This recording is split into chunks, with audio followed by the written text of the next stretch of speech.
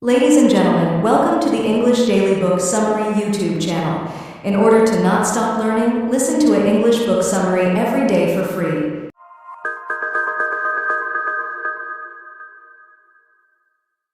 Nigel Hamilton, Lincoln versus Davis, The War of the Presidents. While there is no shortage of books about the American Civil War, this one narrows its focus on two men who began their presidential journeys on the same day in early 1861. Abraham Lincoln, the self-taught lawyer from Illinois, and Jefferson Davis, the experienced soldier from Mississippi. From day one, they were forced into dealing with a tense military standoff, and how they responded to the challenge would shape the fate of the nation. We may know the outcome, but how and why the most important decisions were made is still the subject of debate among scholars. At the core of this story is Lincoln's dramatic shift on slavery, a topic he tried to sidestep, but one that would determine the war's outcome. Lincoln versus Davis offers intriguing insights about how the Emancipation Proclamation came about, and why Davis and his Confederate General Robert Lee may in fact have opened the door for Lincoln to finally make a decisive decision. A Tale of Two Presidents. On February 11, 1861, Abraham Lincoln and Jefferson Davis began their journeys as leaders of two opposing nations. Lincoln, a self-made lawyer and orator, prepared to preserve the Union, while Davis, a seasoned soldier, assumed leadership of the Confederacy in defense of slavery and states' rights. Though both hailed from Kentucky and were of similar age, their paths to power and their leadership styles were vastly different. Davis reluctantly embraced secession, stepping into leadership as the South demanded a figure with military credibility. His inaugural address painted the Confederacy as a continuation of America's revolutionary spirit, but his delivery lacked the charisma to unify the Southern cause. Lincoln, on the other hand, prepared for his presidency amidst threats to his life and a fractured nation. Though not yet an abolitionist, he firmly opposed the expansion of slavery, facing the enormous challenge of rallying the North while addressing the secession crisis. The secession of Southern states set the stage for an inevitable confrontation. Davis, already stockpiling resources and commissioning military leaders, solidified the Confederacy's defense strategy. Lincoln's inaugural address, meanwhile, called for unity and peace, but it failed to sway Southern leaders who dismissed his words as naive. As both sides dug in, the first sparks of war began to fly. Fort Sumter became the flashpoint. Lincoln, urged by General Winfield Scott to abandon the federal property, opted instead for a bold resupply plan. Davis, seeing Lincoln's strategy as a threat, pressed for action to prevent reinforcements. Both leaders maneuvered carefully, knowing the fate of the fort could ignite full-scale war. As tensions escalated, deception and strategic planning defined both administrations. Lincoln navigated disloyalty within his cabinet, particularly from Secretary of State William Seward, who defied orders and plotted alternative strategies. Davis, meanwhile, balanced public posturing with private moves to strengthen the South's position, even as his commissioners misjudged the North's resolve. These early decisions, marked by a mix of desperation and determination, set the tone for the bitter conflict to come. First shots fired. As tensions rose in early 1861, Jefferson Davis remained focused on Lincoln and his plans for Fort Sumter. Secretary of State William Seward's hints about a possible Union retreat failed to sway Davis, who saw Lincoln's refusal to meet Confederate commissioners and his resolve to hold the fort as clear signs that war was inevitable. By April, Davis and his administration braced for the conflict to come. At Fort Sumter, Confederate forces, led by General Beauregard, prepared to strike before Union reinforcements could arrive. On April 12, 1861, Beauregard launched an intense bombardment when Major Anderson, the Union commander, refused to surrender.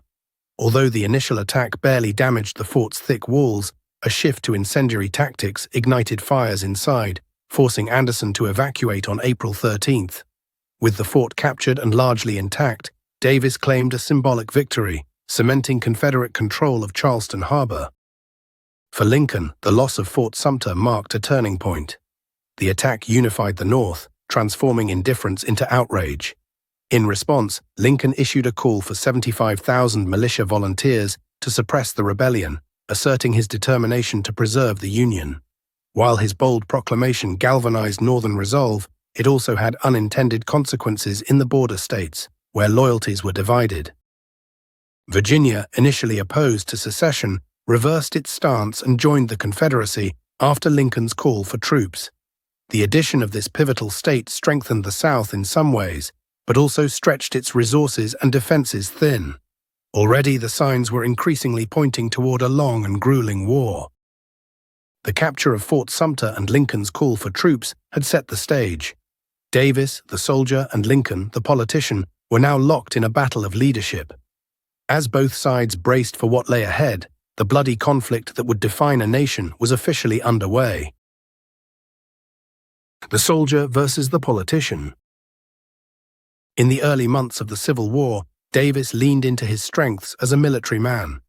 He worked tirelessly to transform the Confederacy's fledgling forces into a professional army, balancing recruitment, officer appointments, and supply logistics. Meanwhile, British war correspondent William Russell toured the South, documenting the grim reality of slavery while noting Davis's struggle to gain foreign allies. This was a critical obstacle. Britain and France were hesitant to back a slaveholding nation, but the South needed to sell cotton to Europe in order to survive. In Washington, Lincoln had to admit that he had no military experience. As a result, debates raged over strategy and would continue to do so for the next year and a half. General Winfield Scott proposed a cautious, long-term Anaconda plan to strangle the South through blockades.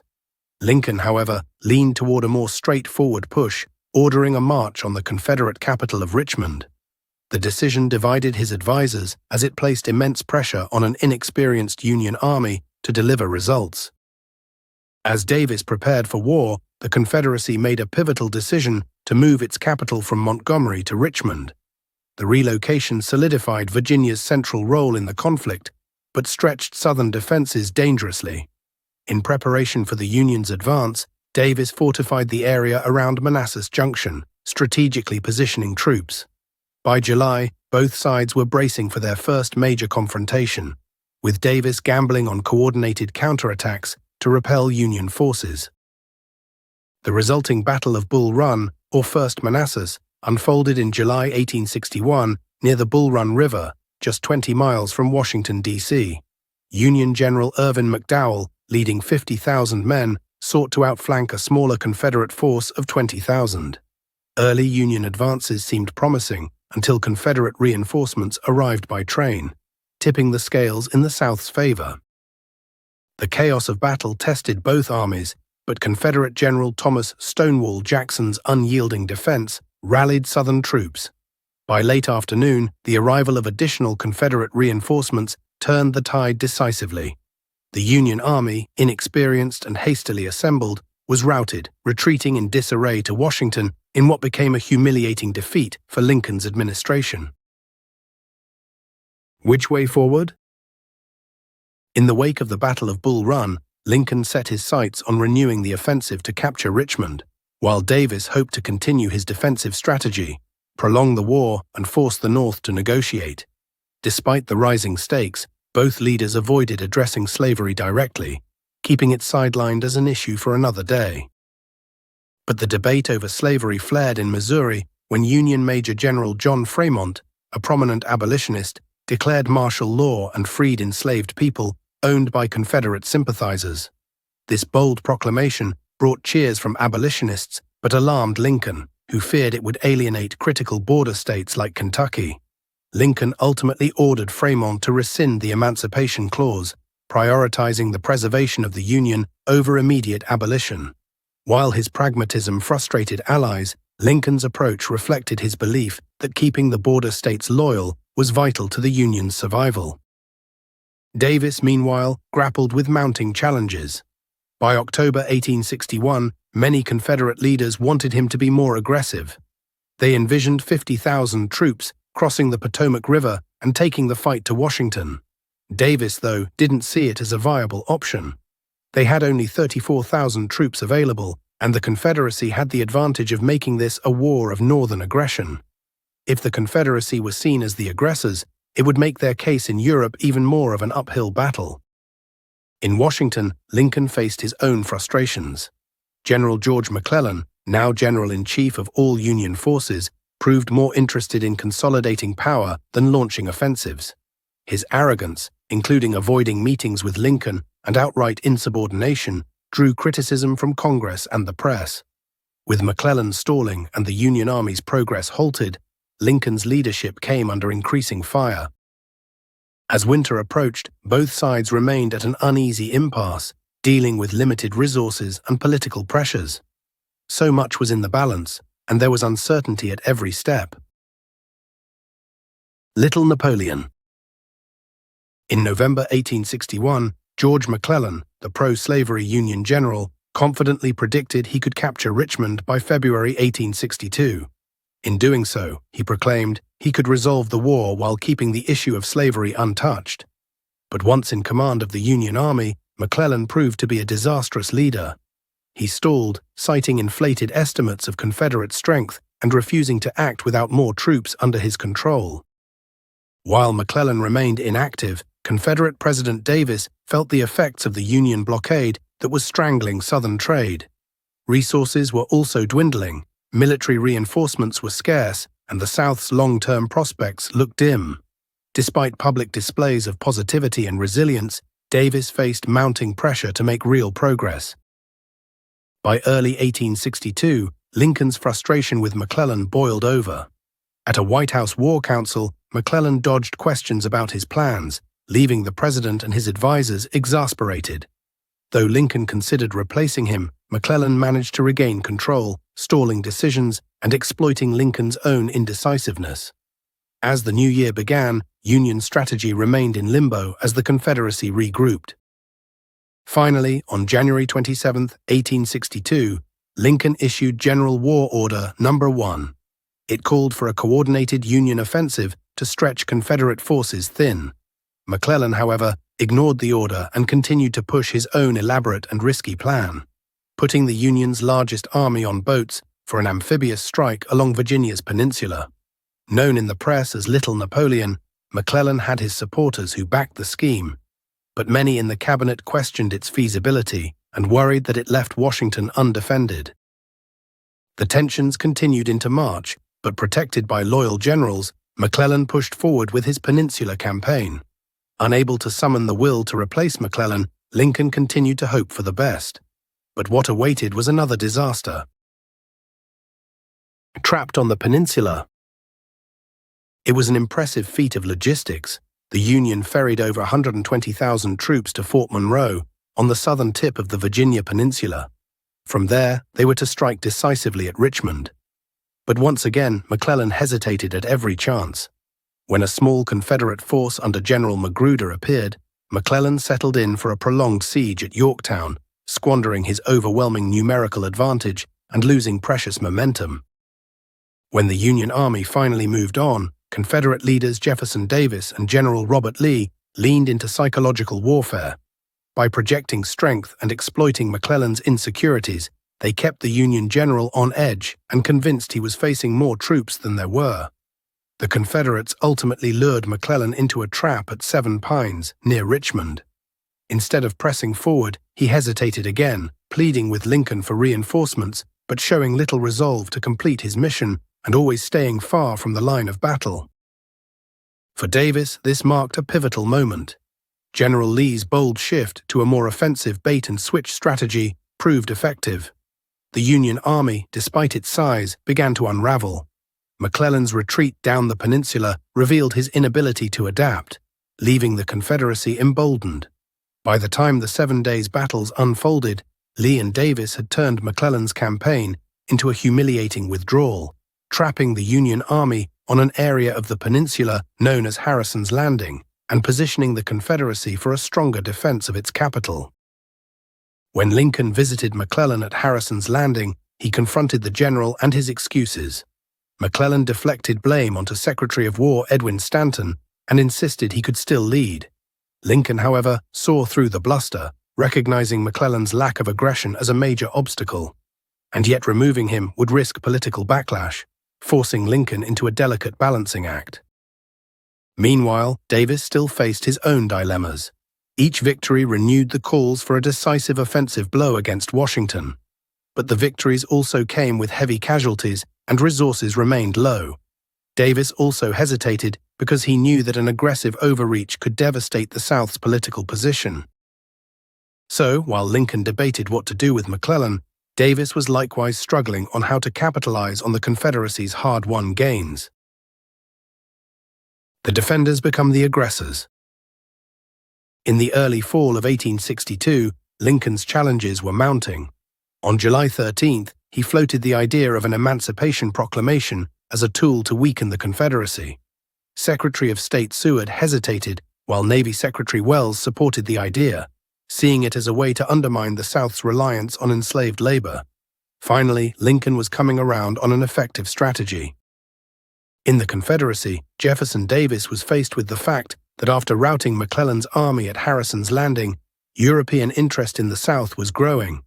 Abroad, it looked like the Northern aggressors might be on the losing end of the fight.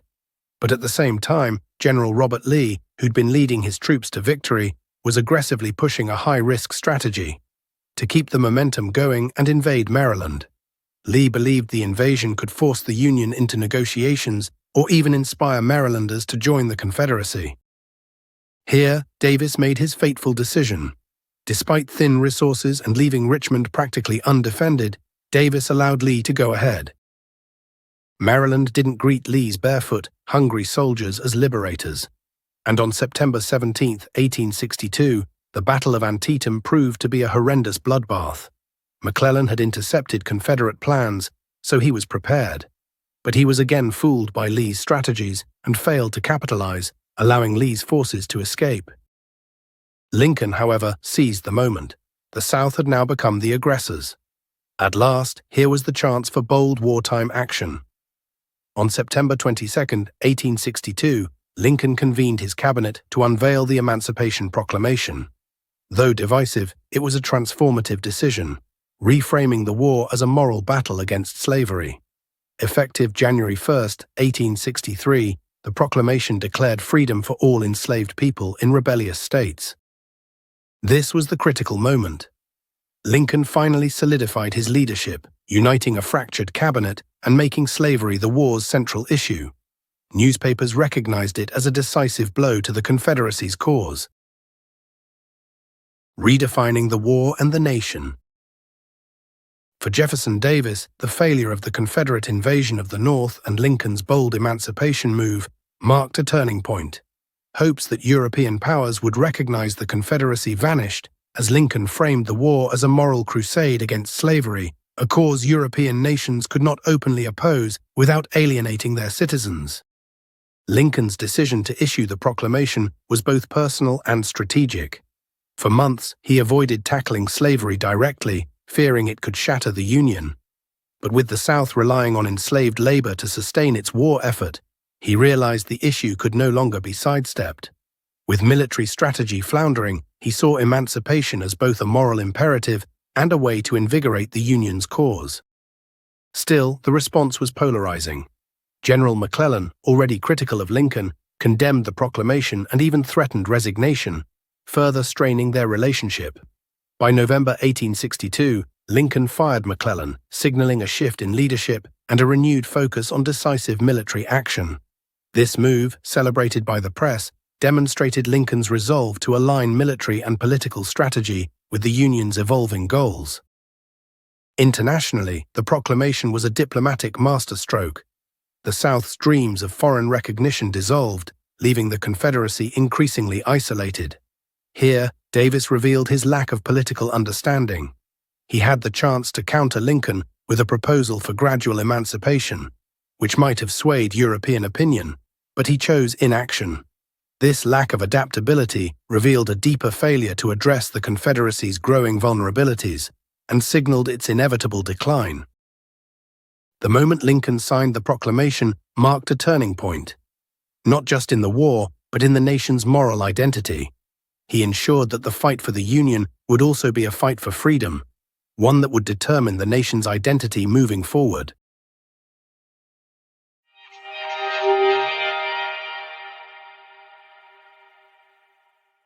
In this Blink to Lincoln versus Davis by Nigel Hamilton, you've learned that Abraham Lincoln and Jefferson Davis were very different kinds of leaders who presided over a divided America during its deadliest conflict. Lincoln wrestled with his own indecisions, as well as a dysfunctional cabinet, while struggling to find a capable general to secure victory. Davis, a seasoned soldier from Mississippi, struggled with economic instability while trying to keep the narrative about the war focused on Northern aggression and not on the South's dependence on slavery. While Davis and the Confederates were largely successful on the battlefield, Lincoln was able to take advantage of their overconfidence when they invaded the North by issuing the Emancipation Proclamation as a strategic and moral imperative. Davis, meanwhile, was burdened by his military background and unwillingness to compromise on the South's foundational principles. In the end, the Union's survival and the abolition of slavery were shaped as much by Lincoln's poor military strategy as by Davis's poor handling of the political situation. Okay, that's it for this Blink. We hope you enjoyed it. If you can, please take the time to leave us a rating. We always appreciate your feedback. See you in the next Blink.